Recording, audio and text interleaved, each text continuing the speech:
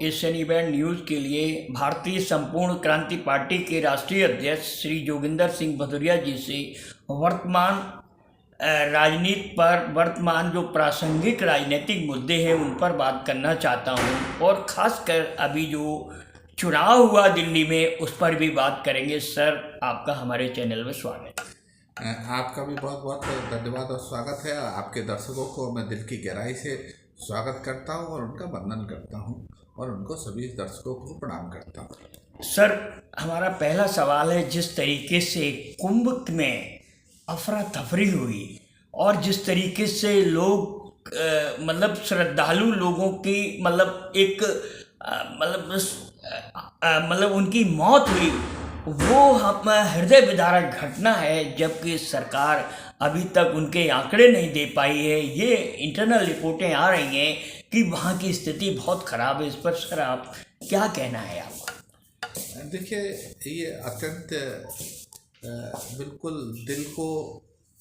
दिल के अंदर जो है उसको दिल दहलाने वाली घटनाएं हैं कि जहाँ हमारा भक्ति, सामंजस्य और यूँ कहें कि हम सनातनी होने के कारण, सनातन धर्म में लेने के कारण हम पुनर्जन्म में विश्वास रखते हैं और साथ ही हम ईश्वर की आस्था पर विश्वास करते हैं और हम यहाँ पर पूजा पाठ और नृत्य कर्मों में हमारी गंगा जो है उसको हम माँ मानते हैं।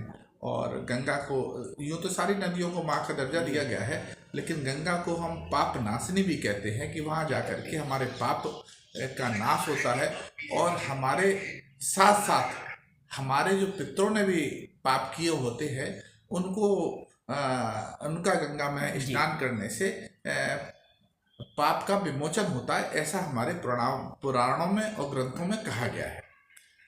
तो हम वहाँ, मैं अपनी बात पूरी करता हूँ, हम लोग वहाँ, हमसे मतलब हम सभी लोग वहाँ पर इस तरह के पुण्य को अर्जित करने जाते हैं और अपने पाप का क्षय और नाश करने के लिए जाते हैं। वहाँ जो लोग गए और उनका कोई अता पता नहीं है, उसके लिए हम आपके चैनल के माध्यम से भी कहना चाहते हैं कि पूरा देश अगर इस चैनल को देख रहा है तो वो लोग इस चैनल पर भी, अगर उनके परिवार के लोग कहीं गुम हो गए हैं या उनका अता पता नहीं है, तो इस चैनल के माध्यम से वो अपनी बात कह सकते हैं, अपना कह सकते हैं कि हमारे परिवार के लोग कहाँ हैं। हम लोग एक निजी रूप में भी, हमारी संस्था जो है उस पर काम करना चाह रही है कि उन लोगों को कहाँ वो हैं, गुमशुदा हुए हैं या उनकी कहीं दिवंगत हुए हैं या उनकी बॉडी नहीं मिल रही, उसके लिए हम लोग निजी रूप में भी काम करना चाहते हैं। और इसलिए से अगर कोई भी चैनल में हमारी बात जहाँ तक पहुँच रही है और वो दर्शक आपके देख रहे हैं और मैं ये कहूँगा कि दुर्भाग्य रूप से किसी कारण से अगर उनके परिचित उससे अलग हो गए हैं, तो वो आपके चैनल के माध्यम से भी हमसे संपर्क कर सकते हैं। हम उनकी जानकारी निकालने का प्रयास करेंगे और आपकी अथक मदद करने का प्रयास करेंगे। सर, एक दूसरा सवाल है अभी कुंभ से संबंधित।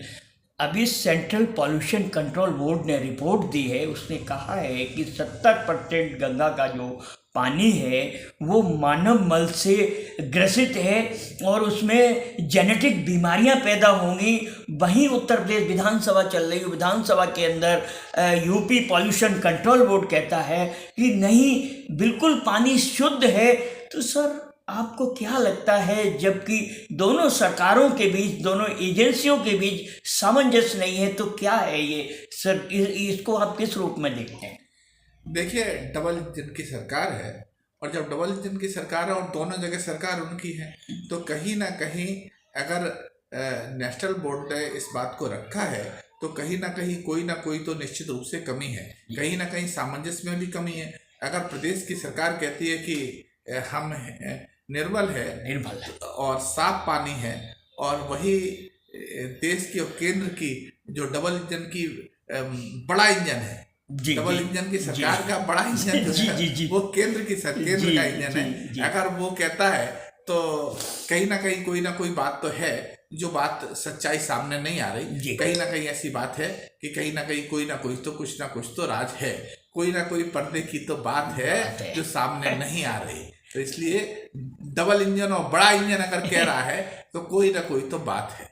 सर, इसमें से आपने बहुत बढ़िया बात कही। मैं एक सवाल, एक सप्लीमेंट्री सवाल आ गया कि आपको नहीं लगता है यहाँ केंद्र और और राज्य के बीच राजनीतिक खींचतान आपको नहीं दिखाई दे रही है राजनीतिक रूप से? देखिए, ये तो इन दोनों सरकारों का ही मुद्दा है। एक बड़ा इंजन है, बड़ा पावर वाला इंजन जी, है, जी, जी। और उसका दूसरा इंजन छोटा इंजन है। और कहा भी जाता है कि डबल इंजन है, तब उसमें से कौन सा इंजन शक्तिशाली है ये जनता के सामने आ जाएगा।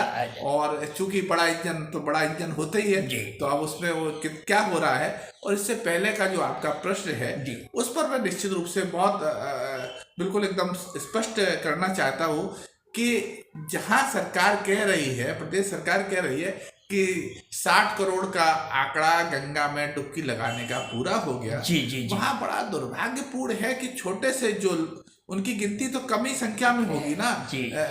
हजारों में होगी, लाखों में तो नहीं होगी। जी, जी, हजारों लोग होंगे, और वो हजारों लोगों के में भी कितने हजार लोग हैं जी। उसका स्पष्टीकरण नहीं हो पा रहा कि वो 100 लोग हैं, 200 लोग हैं, 500 लोग हैं, 1000 लोग। आप कैसे गणना 60 लाख और 70 लाख और 60 करोड़ और 70 करोड़ की कर रहे हैं? 60 लाख के हिस्से लेके 70 करोड़ की गणना कर रहे हैं, तो 70 करोड़ की गणना का आपका क्या आंकड़ा है? जनता कैसे विश्वास करेगी इन दोनों आंकड़ों पर कि आपका क्या आंकड़ा है 70 करोड़ का, कि 70 करोड़ लोग वहां नहा गए, जहां पर आप लाखों लोग जो गुम हो गए, हजारों लोग जो गुम हो गए, उनको नहीं बता पा रहे कि 1000 लोग है कि सैकड़ा है कि लाख है, इनकी संख्या नहीं हो पा रही। तो हम कैसे उस संख्या के करोड़ों संख्या पर जनता इन दोनों पर कैसे बयानों पर विश्वास करेगी? ये बड़ा एक मतलब चिंतनीय विषय है। सर, एक छोटा सा लास्ट सवाल और है कि आपकी पार्टी दिल्ली में चुनाव लड़ी, तो दिल्ली वालों ने आपकी पार्टी को किस तरीके का रेस्पॉन्स दिया और आप आगे के लिए क्या प्रोत्साहित हुए? देखिए, दिल्ली में हमारा बहुत अच्छा आया। हम जनता के बीच गए, भारतीय संपूर्ण क्रांतिकारी पार्टी के जाबाज लोग। दिल्ली का चुनाव एक धनबल का चुनाव था, और जहां हम धनहीन हमारे लोग उम्मीदवार थे, और जहां धनबल और धनहीन का मुकाबला था, क्योंकि हम जयप्रकाश जी की, लोकनायक जयप्रकाश जी की प्रेरणा से ओतप्रोत हमारी पार्टी है। वो सबसे पहला उनका प्रश्न होता था कि जब तक इस देश के चुनाव धन से मुक्त नहीं होंगे, तब तक कोई भी सरकार निश्चित रूप से भ्रष्टाचार मुक्त सरकार बनेगी ही नहीं। तो हम जो है वो धन को किनारा करके एक सामान्य रूप से सामान्य लोगों के बीच जाकर के हमारे प्रत्याशियों ने अपनी बात रखी। ये भी कहा कि इस तरह से भी चुनाव लड़ा जा सकता है। जीत या हार का प्रश्न अलग है, लेकिन चुनाव लड़ा जा सकता है। एक बड़ा आईना भारतीय संपूर्ण क्रांतिकारी पार्टी के प्रत्याशियों ने सरकार को और विपक्ष को दिखाने का काम किया।